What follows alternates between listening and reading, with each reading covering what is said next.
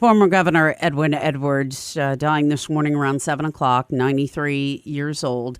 His biographer, Leo Honeycutt, joining us on the line today. One of the things that was always discussed when you talked about Edwin Edwards was his charisma. The man had a natural charisma. I mean, he really did. A blessing and a curse, kind of the double-edged sword? Well, yes. His charisma was in spades, that's for sure. But a lot of that had to do with how polite he was to everybody who would assume that a governor or somebody in that position of power would be somewhat arrogant and kind of put people off. He was one of those people that was warm from the get-go, and he sort of pulled people into his world, and he joyfully many times entered their world. So, and part of the research took me back to when he introduced John Kennedy in 1959 at the Crowley International Rice Festival. Mm-hmm. John Kennedy announced just less than 90 days after he made that appearance in South Louisiana, and in fact, he made the appearances in South Louisiana because he wanted to test the waters in the only other Catholic environment outside of the Boston Catholics, mm-hmm. and so that's why he came here. So Edwin Edwards, as a councilman, watched how well he moved around and watched how John Kennedy was so inviting to other people, and he realized that was, that's the way he felt in politics too. It's the way he felt people should be treated. So he sort of adopted, what he saw Kennedy do. And, you look at the old newsreels now, and even through the newsreels, John Kennedy has that kind of personality that just sort of pulls people in, just sort of makes you feel like he's the boy next door and somebody you can get to know. And Edwin Edwards was certainly that person.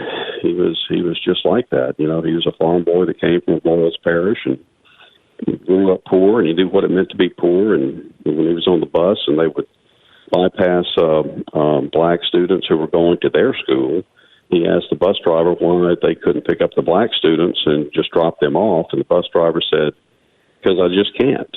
And he said that never made sense to him. And so he did what he could to try to stop that. Leo, I have to ask you, the governor spending so much time with him, whether it was the 5 years doing the interviews for the research, for the biography, your conversations in latter years, regrets. Did he speak openly, frankly, about things that he regretted in his life? There weren't many regrets that he had, as far as I know, because he didn't believe in spending or wasting any kind of energy on negative things. He was not a person to camp around disappointments and mistakes. He just wasn't.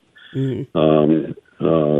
Just like in this instance here, where he decided last Monday to put himself into hospice, he knew on some level that he was leaving, that mm-hmm.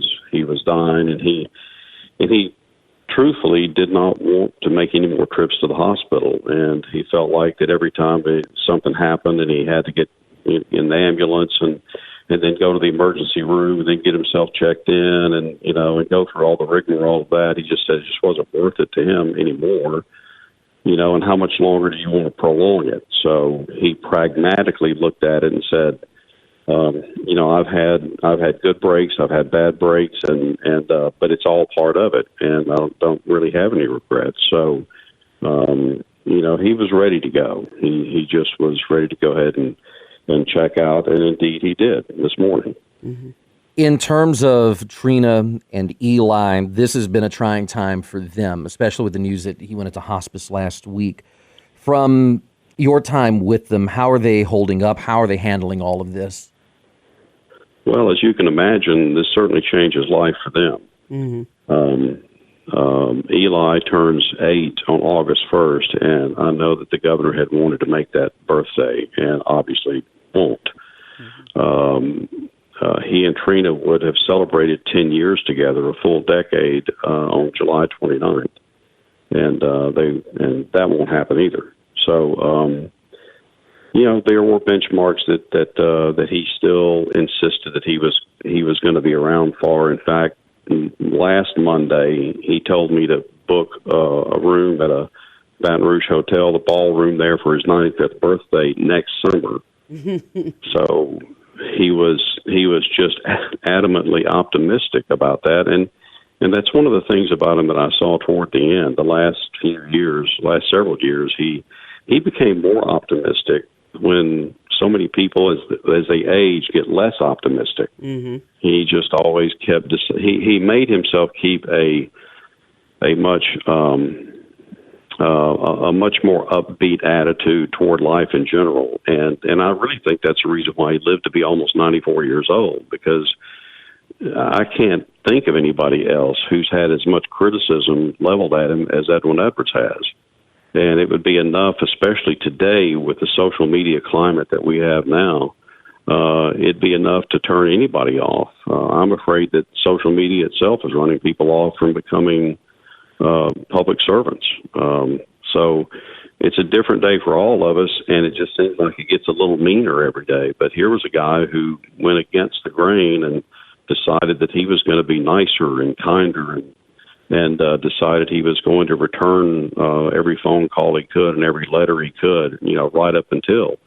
And he was doing that right up until this last week. I mean, last Monday night, we were pulling him off the bed.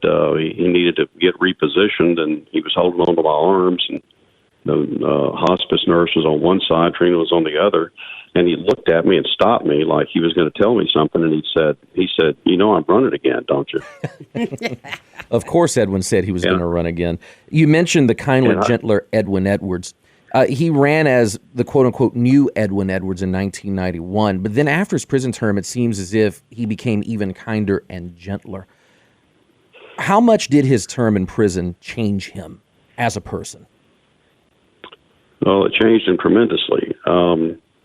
He never felt like that the verdict was right, and when you look at the way that that trial was conducted, it was 5 months, and I mean, there's so many details involved in it. I would just suggest that you look at that chapter. But even so, he never got bitter about it. I mean, I never saw him get bitter. And I'm interviewing him. He's in prison, and he just stays upbeat. I mean, it did take the better part of a year for him to lower the mask and to trust me. Yeah. And I finally said, "Look, Governor, I need some answers here.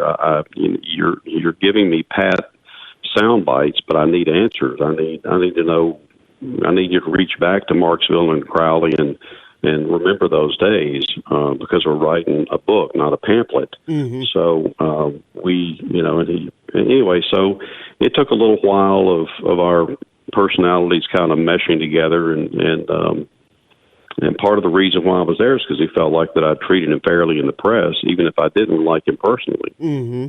So he gave me the benefit of the doubt, and he did eventually begin to open up. And if you read the book, you'll see that we only used a little bit of his interviews, and he pretty much bird dogged us to some of the other events in his life, and I went and did all the research on that. So,